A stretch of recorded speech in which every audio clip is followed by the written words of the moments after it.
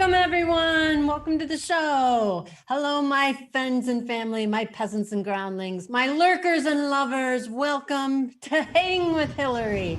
Come on and let's hang.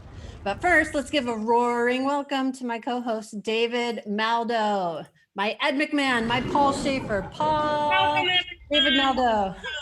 Hello, my friends. Family, and I have to mute myself. My lurkers and lovers, welcome. We have double Hilari.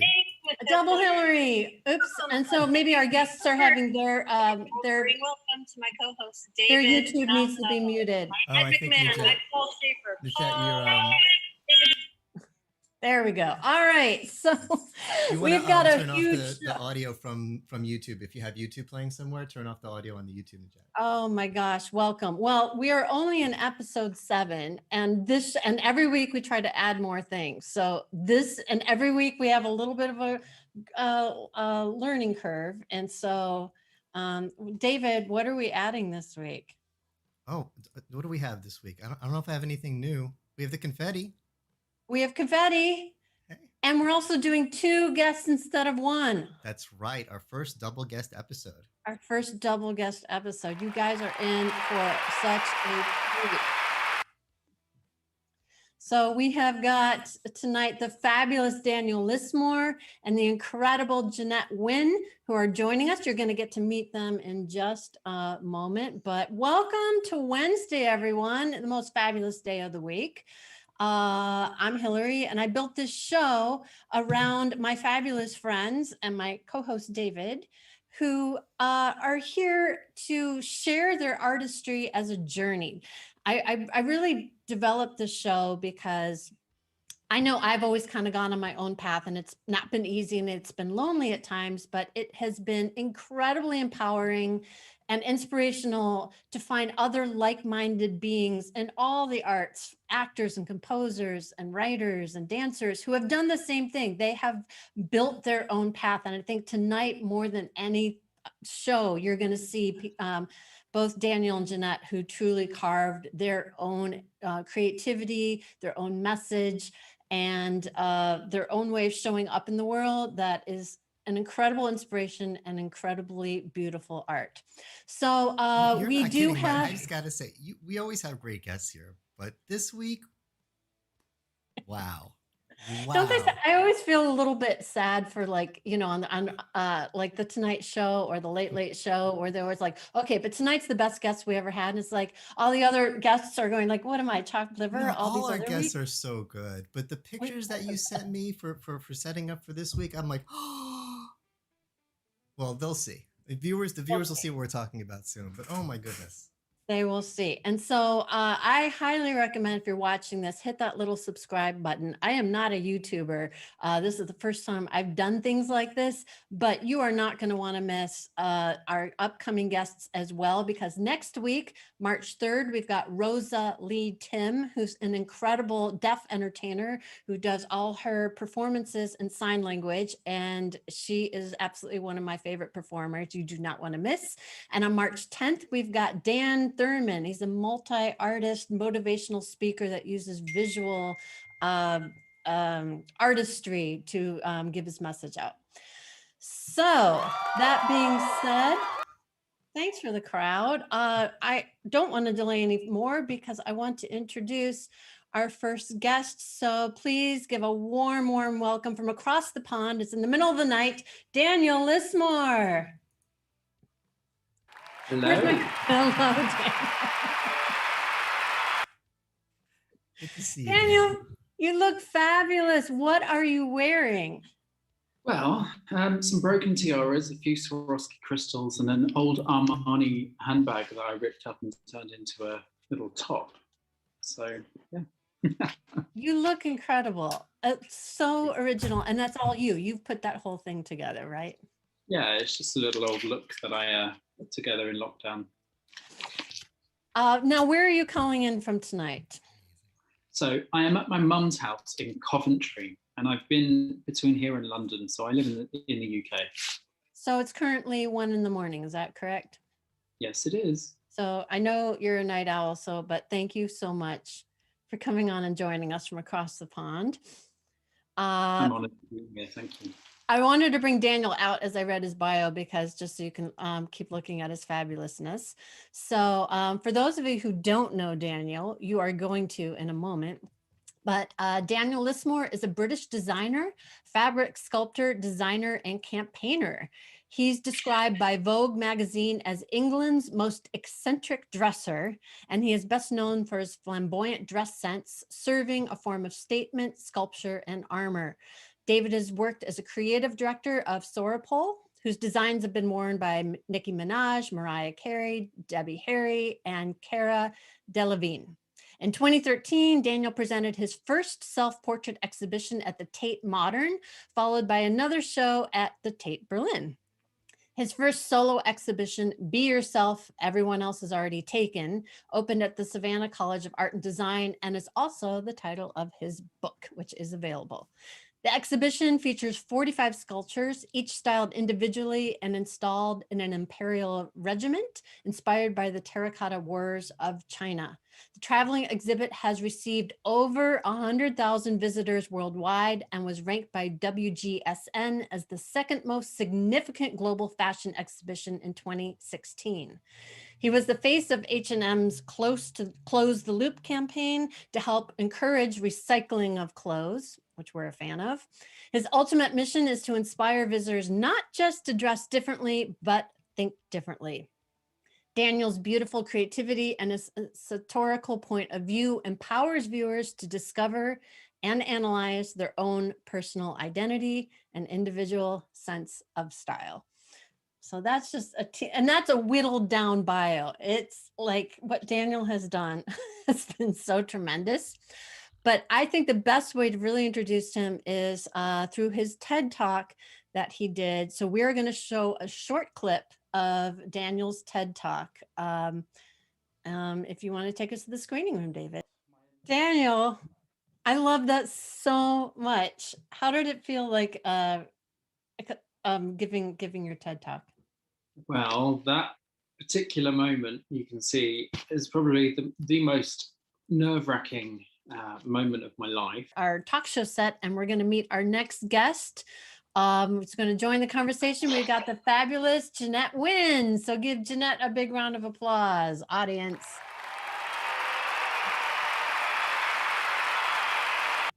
Yay. Jeanette, who are you wearing tonight? I am wearing a pretty Balenciaga sweatshirt. Funny story with how this came about. You know, fashion was ripping off corporate logos for a really long time and putting their spin on it. So in 2017, Balenciaga ripped off the Bernie Sanders logo, very successful sold out collection. And this is a parody of that. So instead of Balenciaga, it's Bidenciaga. And I decided to wear this because at my life right now, I'm at the intersection of politics and fashion, and that's a lot with what I've been working on. So it's like, just two dichotomies fused together, and it was very ironic. So I thought it'd be fun to wear. Just a simple statement shirt, the fashion. I love that you've layered it with all your jewelry and accessories. That's so much. It's very you. It's very you. So for people who don't know, so now I'm going to introduce you a little bit more to Jeanette. Jeanette Nguyen is a creative director at the intersection of entertainment, fashion, and social impact. She works at the USC Annenberg Innovation Lab, developing strategy and partnerships with social media influencers and community leaders. She's traveled on the Biden presidential campaign trail, hence her shirt, to create and mobilize voters and manage events. Previously, she's organized experiential advertising initiatives for various brands such as Urban Outfitters, and has led research and ideation for global Fortune 500 companies, as well as in-house marketing for Agenda Show, Hurley, and Vans.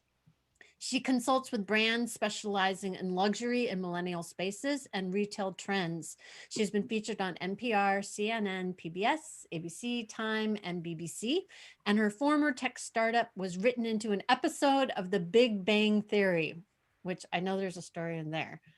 Jeanette serves as the youngest member and the only minority on the board of the Assistance League of Los Angeles, which is a 100-year-old nonprofit dedicated to improving the lives of children and families. So another big round of applause for Jeanette Nguyen.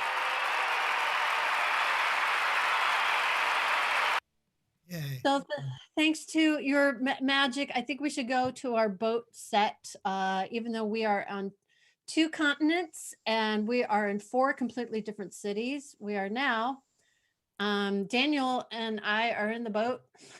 Hey guys. Jeanette's in her makeup. Seeing everybody. And that was from a fashion show. If you recognize that set, you can shout it out in the comments. But so Jeanette, I love the fact that you were saying that you also have, excuse me, you've put together your looks also through found items and things that I know you love vintage, but describe your aesthetic. My aesthetic is eclectic, colorful. I like to mix patterns and textures. Very, I don't really follow trends as much as I see what I like and I put it together, because a lot of people assume that I probably keep up on all these fashion trends and that I'm probably always reading like the latest issue of Vogue and whatnot, but I really don't. I just, when I'm out and about, if I like it and I conceptualize it in my head and I just put it together. Now that outfit I recognize from New York. Now Jeanette and I have been friends for years, and we became friends because she walked into a party and I'd never seen anyone dressed like her. Of course, this was before I met you, Daniel, but Jeanette walked in with these incredible sunglasses and just the style. And I just was in awe. And the fact that you were very down to earth, and it was like, this outfit is, what is this outfit right here? The black bubble. It's limited edition. I believe there's only 4 to 6 made in the world. It's Comme des Garçons, and it fit me perfectly like a glove. I want it. I actually want to purchase it and use it as a chandelier for my future home, and just have it come down from a high ceiling and add lighting underneath it. That's awesome. I think it's a very dramatic piece of art. But you know what? I tried it on at Dover Street Market. I did not purchase it because I don't have the space for it. I can't just hang it in my closet, unfortunately. It doesn't fold But up.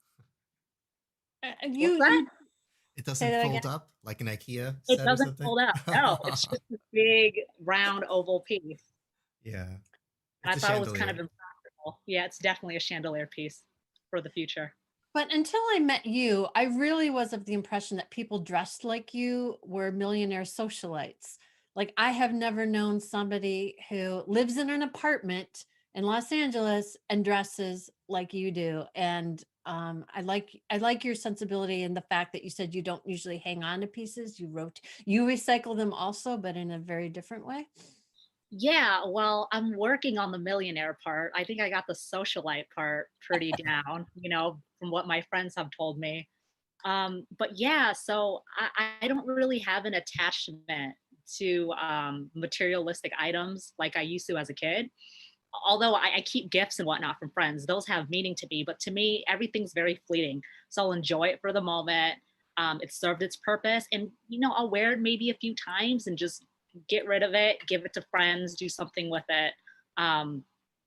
So for me, I guess there's this perception that I must be very materialistic because I'm always dripping in designer brands or, I love art and just beautiful objects, but that's not the case with who I am. To me, it's just a way to enhance my life and to make the memories just more powerful. And, I love spectacle.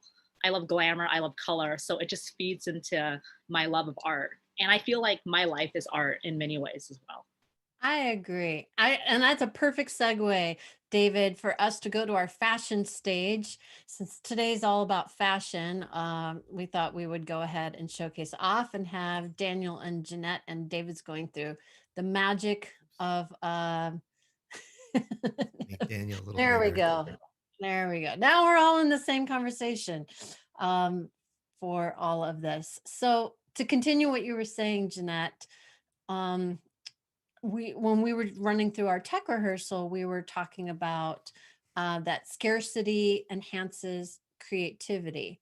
So I want to hear from each of you what you think, how scarcity has helped enhance your own creativity. Because I know I don't think either of you came from great means where you're able to purchase $200,000 outfits. Should I start? Sure. Okay. So I think scarcity enhances creativity because when you have an abundance of cash on hand, you're just buying things for the sake of buying it because you can, or you think this is what people want me to wear, or this is socially acceptable, or this is rare and I want to be different, so I'll just purchase it. But I think when you don't have an abundance of money where you just go and just buy, $100,000 worth of clothes, every piece you have to really think of it as, how does this fit into my life, in my wardrobe, and how am I going to use it? So I feel like you're much more intentional. And I'll tell you what, the people in my life I know who are the most creative, Mm-hmm. I mean, it's not like they're making a ton of money. Oftentimes they're working retail, making minimum wage, they're students, they're young people just starting their careers, and they are always impeccably dressed. It's all about creativity and just intention. Daniel, what's your philosophy on that, of how scarcity enhances creativity? Well, I think scarcity often is the, it's the key sometimes. When I first started, I've been broke all my life, which, for many reasons, but when I moved to London, it was a struggle. It's a very expensive city. And I would actually go around when I was like coming home from a club. So we would go out every night of the week and dress up. And I would find things on the roadside and bring home and turn into like great objects, like hats. For example, the hat here, I found some of that on a road. So, and it ends up in a museum. So that's the kind of weird thing. Like everything has a story, and I just love being broke at times because you get to be really creative with what you have, what you find and what you recycle, and so yeah. I totally agree. I actually think that some better ideas come out of limited budget or no budget. Look I at the know show.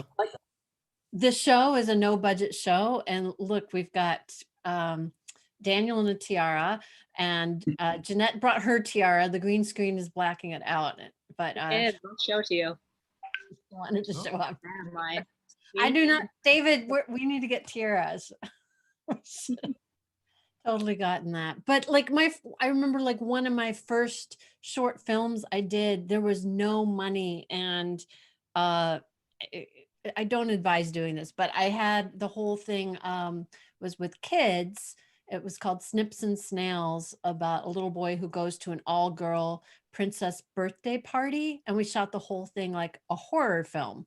So I did not have money to dress 15 little girls in princess outfits. And so I said, come to your audition dressed in your best fairy princess sparkly outfit, because that's what you're going to be wearing in the short film. It was a one-day shoot. And the creativity that won my heart was triplets showed up, which they had turned pajama bottoms into fairy wings because they were very loose and big. And it was the most fantastic flowy outfit I'd ever seen, and it was creative and it totally worked. And who would have ever thought of turning pajama pant bottoms into, like, that they put their arms through it, and it had this crazy beautiful sparkly pattern, and I was like, this is fantastic.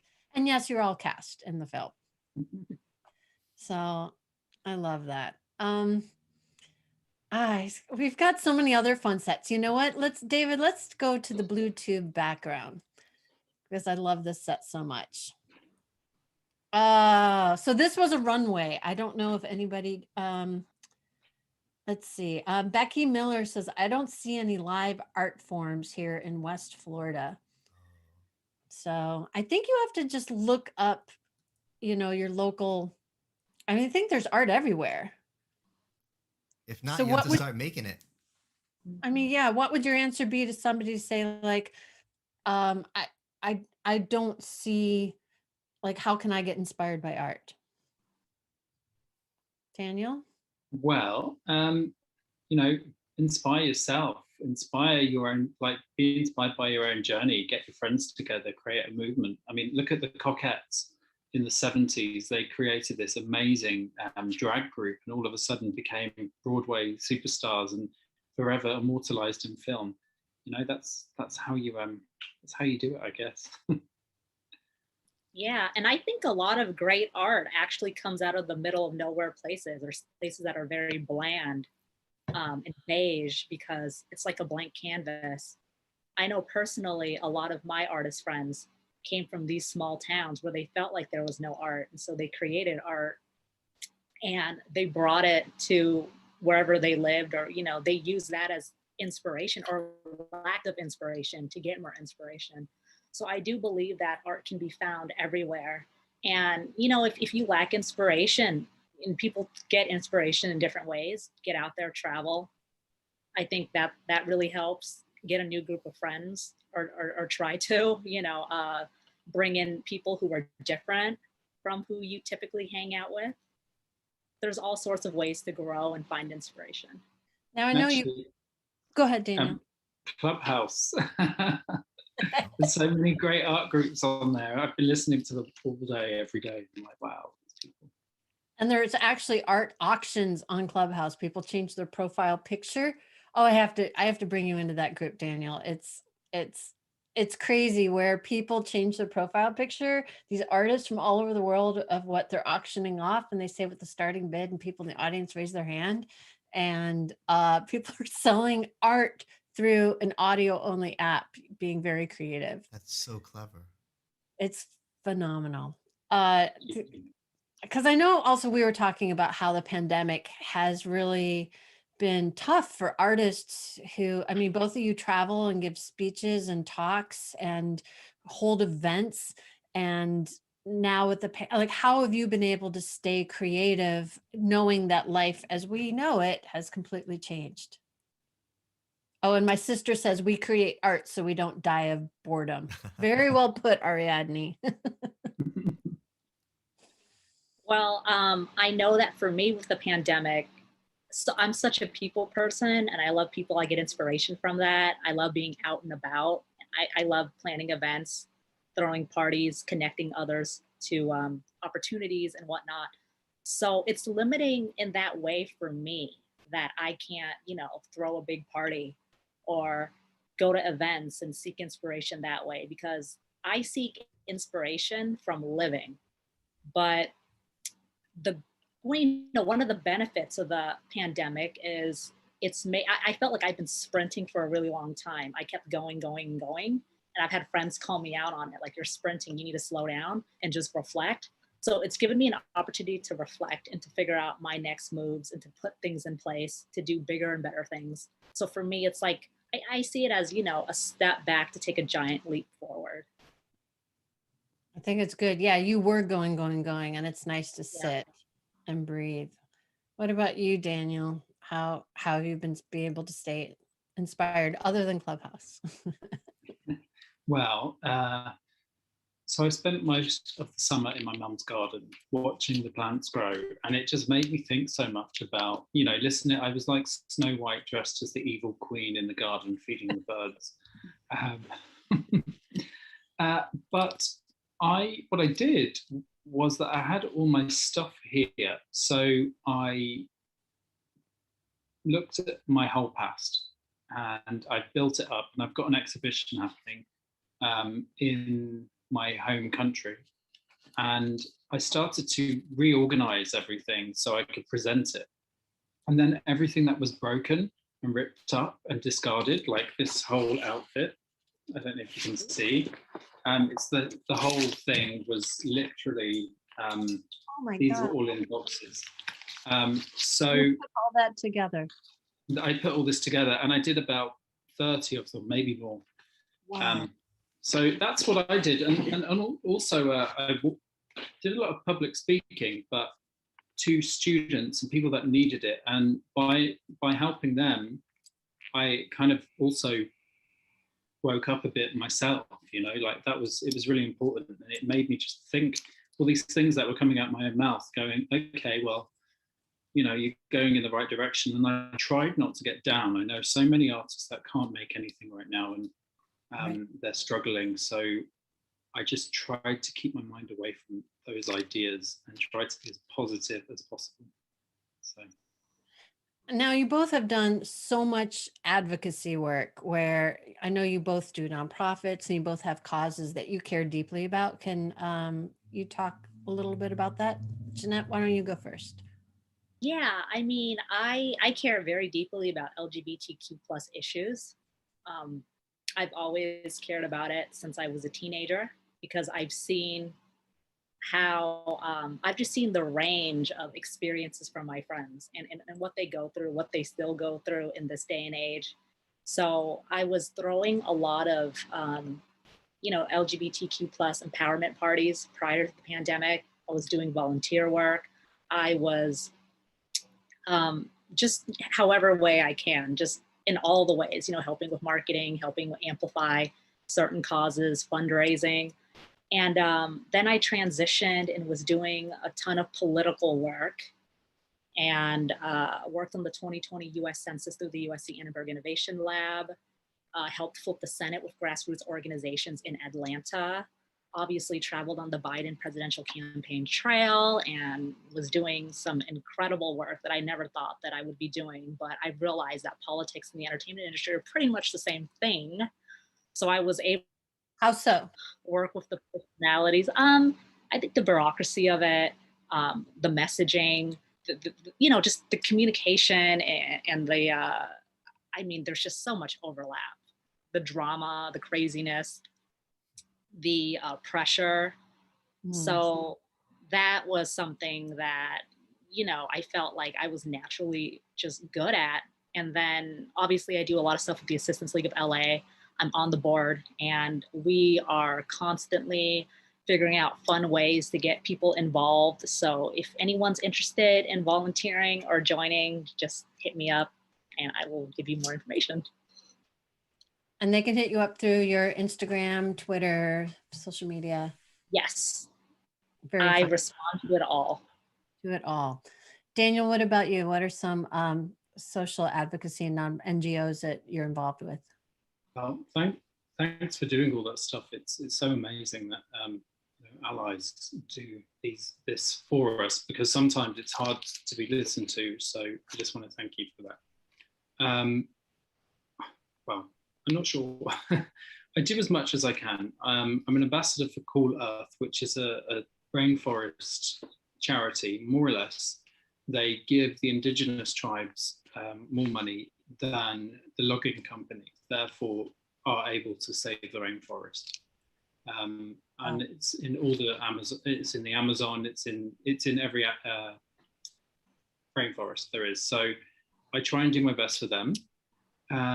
I've worked with Vivienne Westwood for the past maybe 12, maybe longer years on all of her things, like everything from anti-fracking to freedom of speech. We've supported Julian Assange and done many other things like that. Also, throughout the pandemic, I have been trying to help refugees in countries where it's illegal to be them.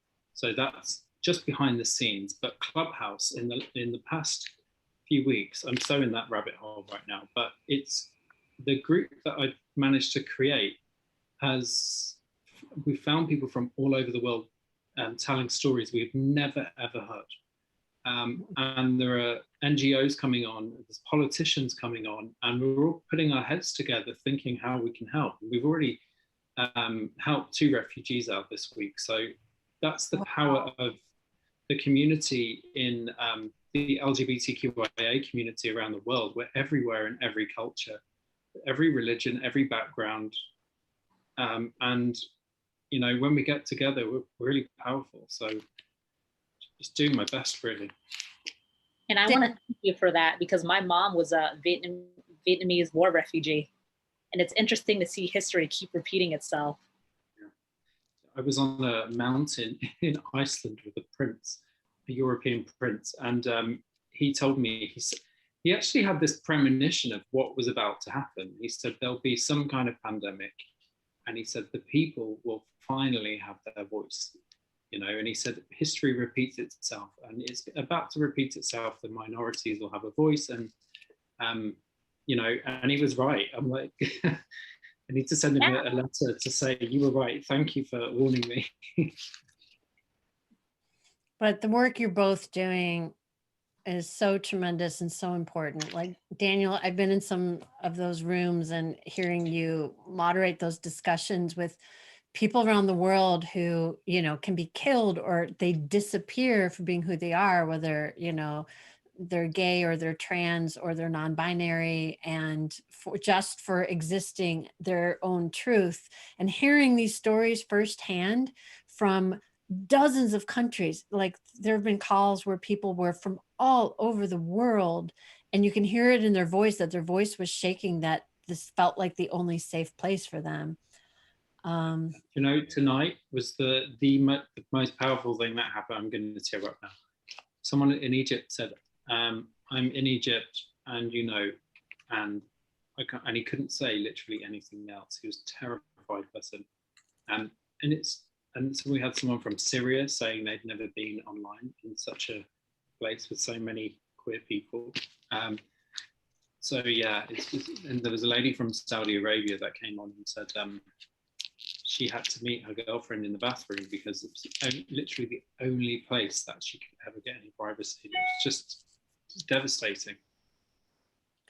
So I think, you know, we're pretty lucky that we all live in countries where we're not going to be killed for who we are or our beliefs or our religion or our practices. And so, you know, that's something that I think is important, and a responsibility to try to extend that to people who aren't quite as fortunate. We had a question, it goes off a little bit in the chat from Caveat Lector, who's got a question for you on art, saying that so much is visual, but for the blind and visually impaired, art is tactile. Do you have any ideas on how to make your art more accessible to this community? Love your style, from Ireland. Okay, so I have an exhibition which has all my work in, and there was a lady who was very near blind. She said she could only see color, and she came into the show, and I went round with her. And also, there's everything that I wear has like a noise, you know. So with Einar Orn, he created a lot of the music with Björk. He lives in Iceland, and we recorded all the sounds for everything. We also fragranced everything in like layers. So there was that as well.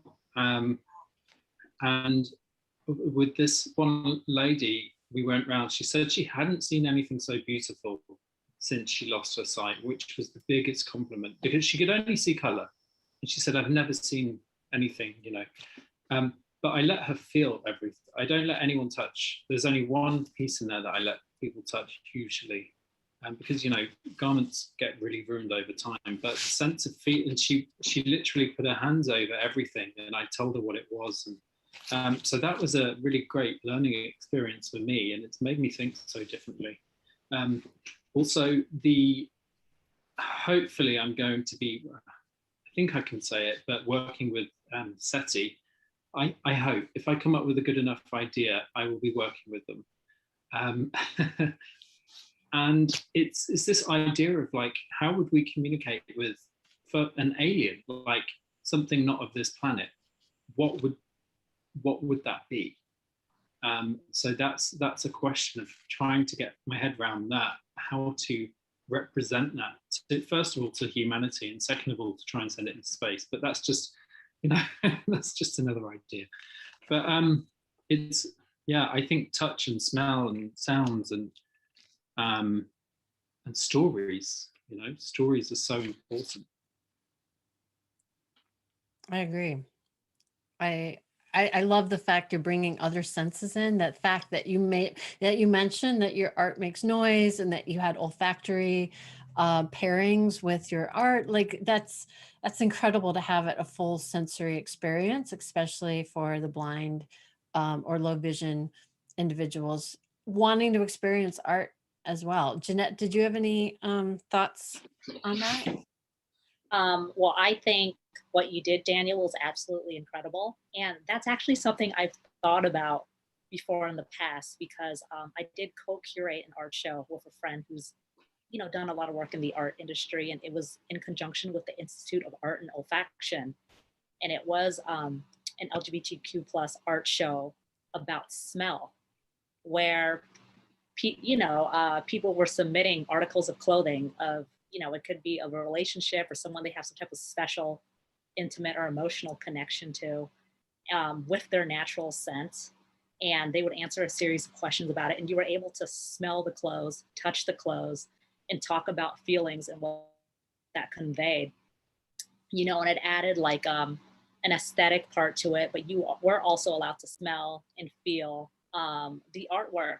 And, I did this with Urban Outfitters in addition to this annual art event, which I completely forgot about because there's been so many events, but that is something that I'd like to incorporate more into my future art curations. And just to make it, I think it's more interesting that way, but I also want to be inclusive of others and just to have an overall more enriching experience.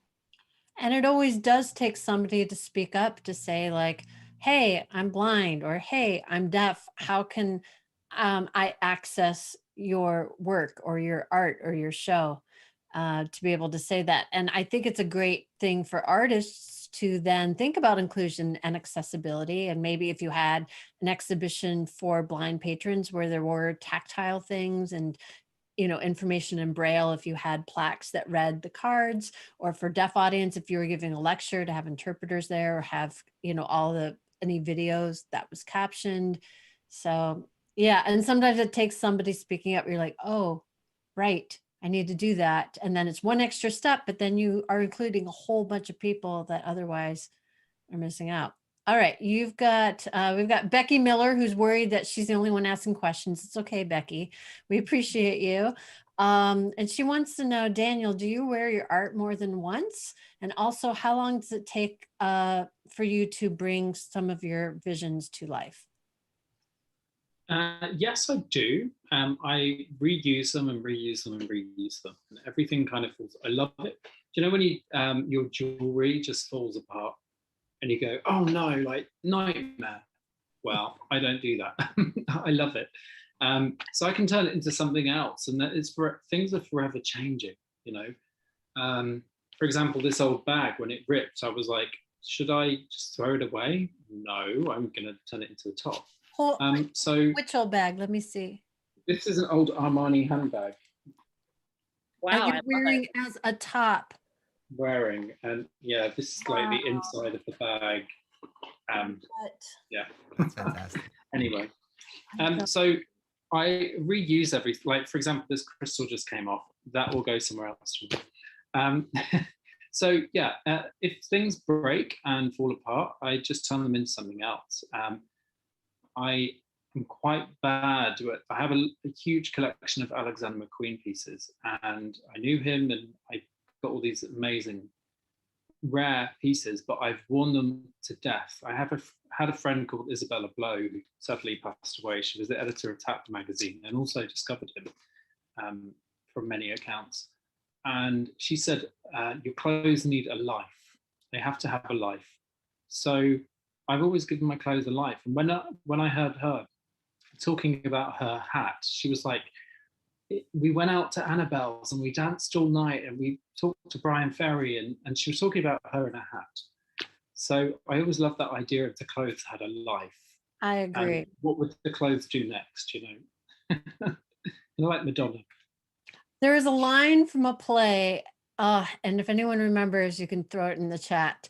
But yeah, it was two characters on stage were arguing, and one just had enough, and she opened up her wardrobe and she went, clothes, I'm going out. Who wants to come with me? Get on my back.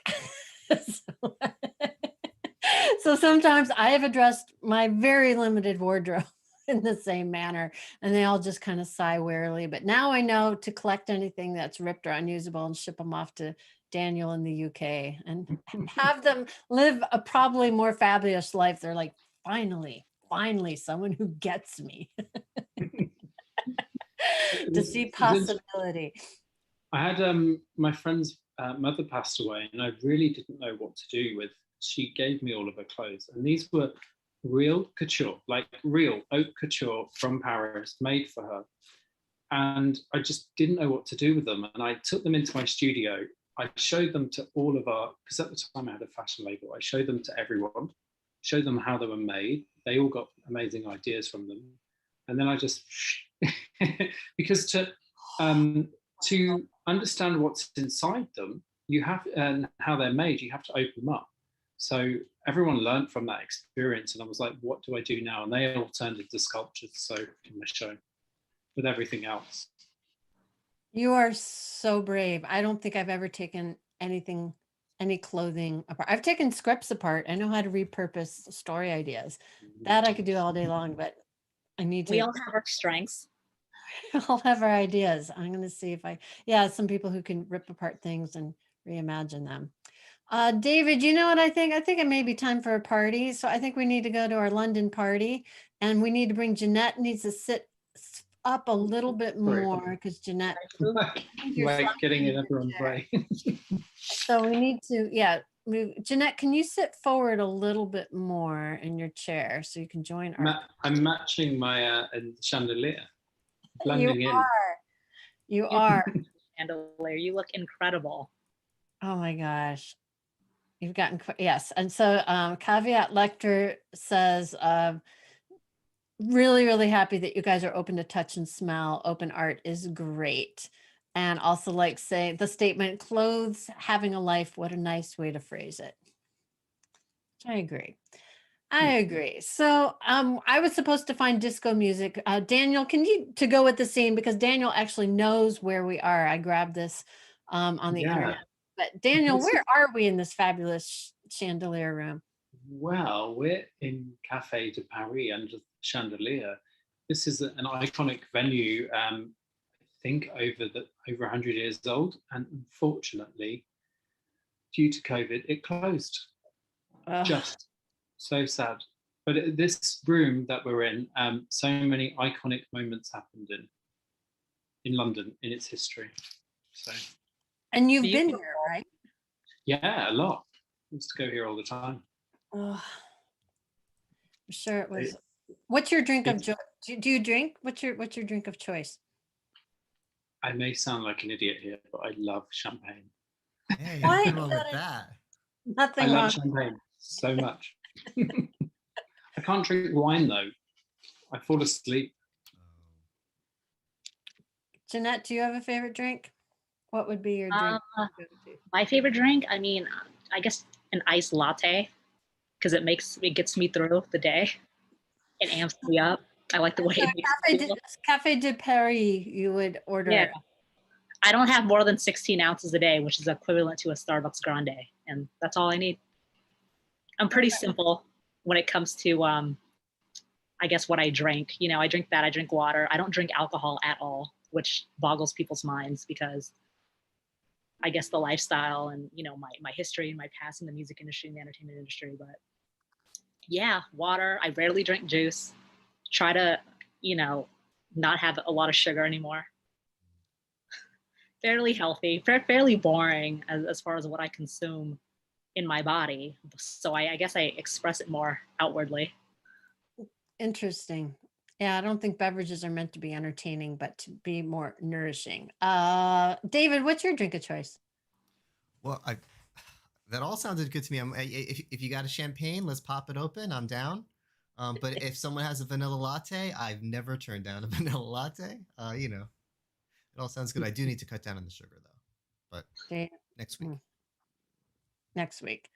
I like being surprised. I like in the winter, I love a good scotch. I love a good whiskey. But my favorite thing that I miss going out is to tell a bartender to surprise me, just bring me something fun. And I've discovered lots I think that's how I discovered a mule one time. Somebody surprise, yes. Been waiting to Sometimes use it's that like, one. that's different. Thank you for surprising me. Yes. We did get to use the surprise one. All right, well, let's see. At the Café de Paris, I wanted to ask, oh wait, first we'll ask Caveat's question, then we'll go to mine. So Daniel, on fashion, how or has Vivienne Westwood had any influence on your art choice or design options? I'm going to say she didn't.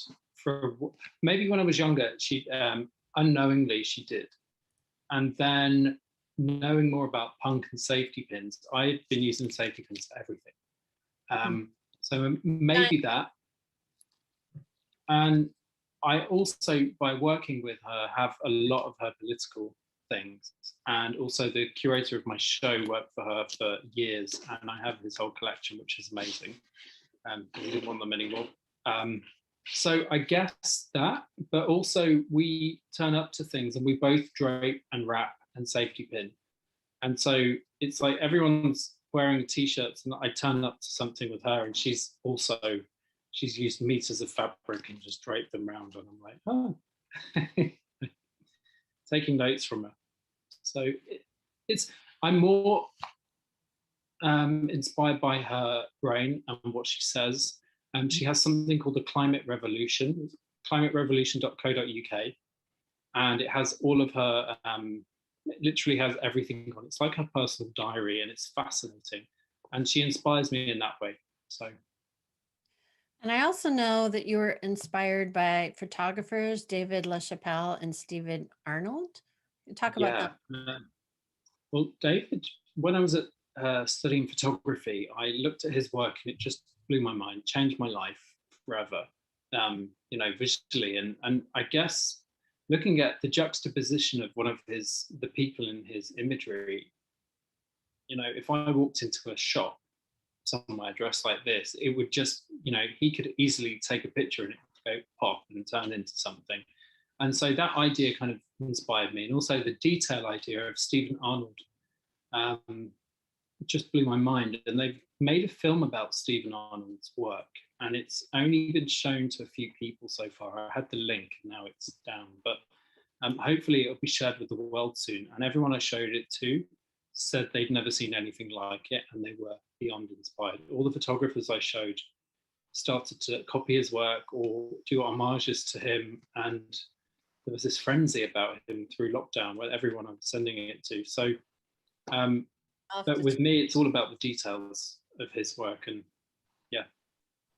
What about you, Jeanette? Where do you find your inspiration from, or in the past that helped build your style and your sensibility in fashion? Experimentation. If I hated it, I tried it. If I loved it, I tried it. I just realized that.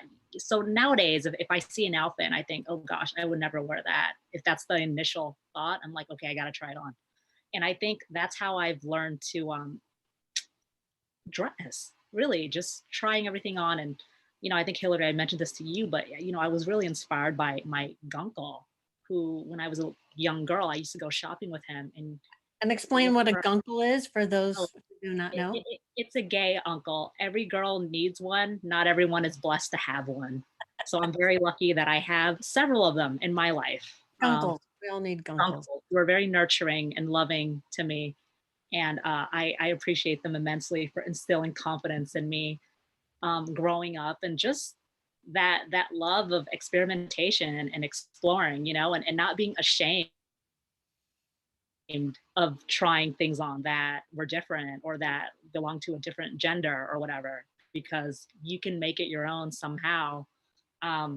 So because of that, my wardrobe is very interesting in a way where I have clothes from a little boys collection, little girls collection, men's clothing, clothing for older women, just honestly, just the range, even, and when I put it together, and oftentimes people have no idea.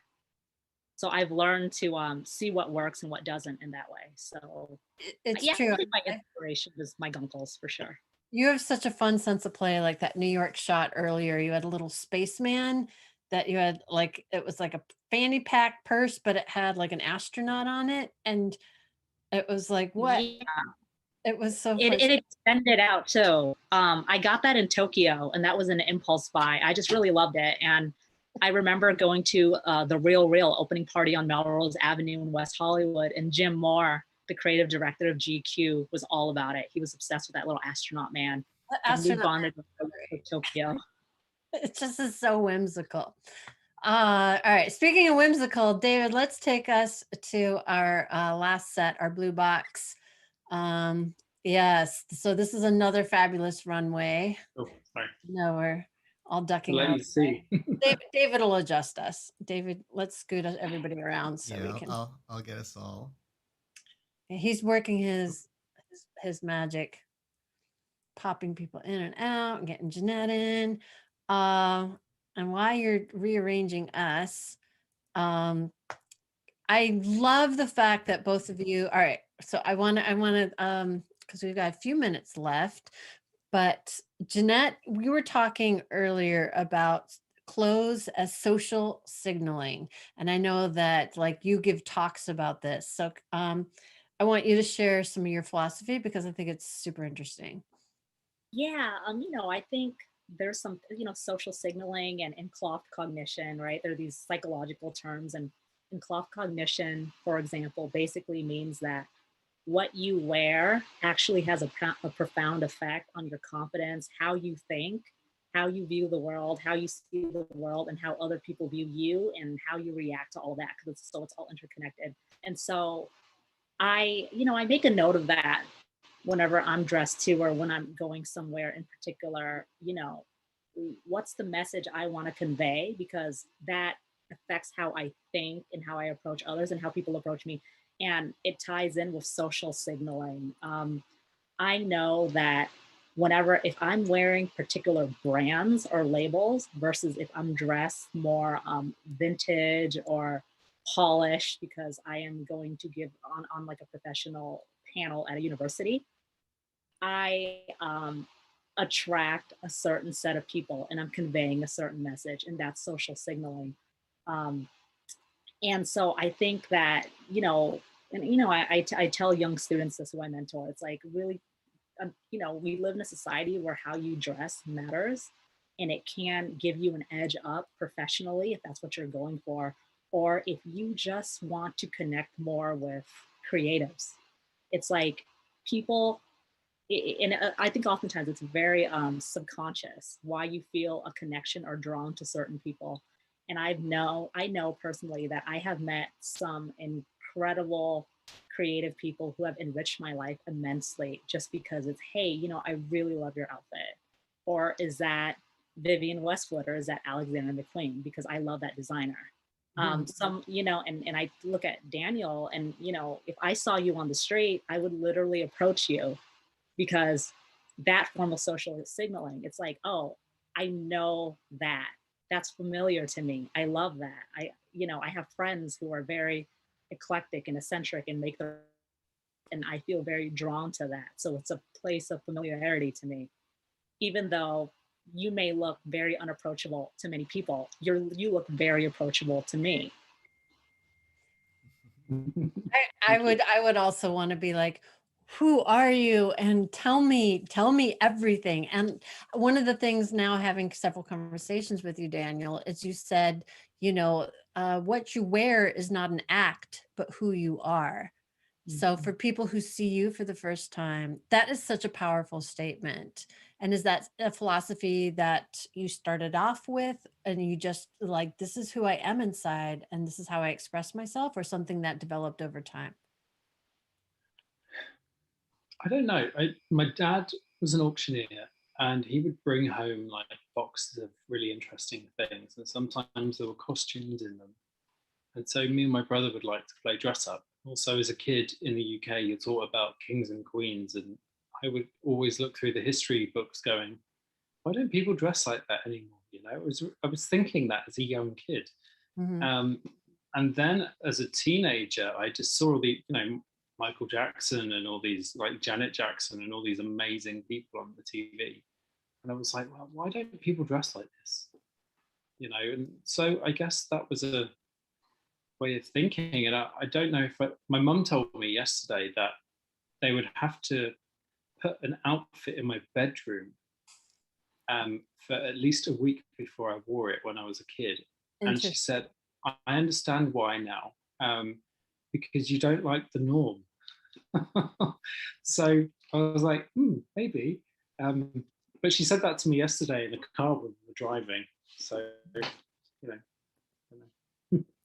Well, I don't like the norm either, which is why I love the three of you, because I think how you show up in the world, it's an inspiration to me. And I'm so grateful that you came on and shared your art, your philosophy, and yourselves, which is such a gift. David, did you have any last minute thoughts or questions for our guests before we wrap it up? We have you guys back. This has been so much fun. Anytime. Awesome. I know. So it's now 2 a.m. for Daniel in the UK. So I appreciate it. I know you're a night owl. You're like, all right, now I'm ready to go. Let's get started. So what are you going to do now? You're all dressed up, nowhere to go. What are you going to do at 2 a.m? I'm going to see if my my group's still going on Clubhouse. So it's such a waste knowing there's no visuals to be like. I know. I might go live on my Instagram. Speak to I highly encourage that. Yeah. Speaking of which, where can everyone find and follow you? All the social apps, I think, or all of them, as many as I can think of, at Daniel Lismore, all one word, 2 L's. And you can find me at Hey Jeanette, HEYJNET, because my name is spelled J''NET, Jeanette. So it's Hey, HEY, I'm putting it in the chat, JNET.com. And Daniel, okay. No, I love your Instagram. It's amazing. I love your Instagram. Are you kidding me? So the feeling's mutual. I want to be you in my next life for sure. I want to be you in this life. I'm gonna show up for my first day of principal photography. And there'll be like, yes, ma'am, talent's over there. I'm like, I'm the director. This is my directing outfit, not costume, but my outfit. And this is how I like to maintain authority on my sets. So anyways, you guys, thank you so much for being here. And I love and adore you all. And I'm really grateful you came on. So if you're just wrapping up watching us online, please subscribe, because we've got some fabulous guests coming up next week, Rosalie Tim, and on March 10th, we've got Dan Thurman. So hit that subscribe to join us. But I've got a dragon to catch. David, let's ride us out. And thank you all. Thanks for hanging with Hilari.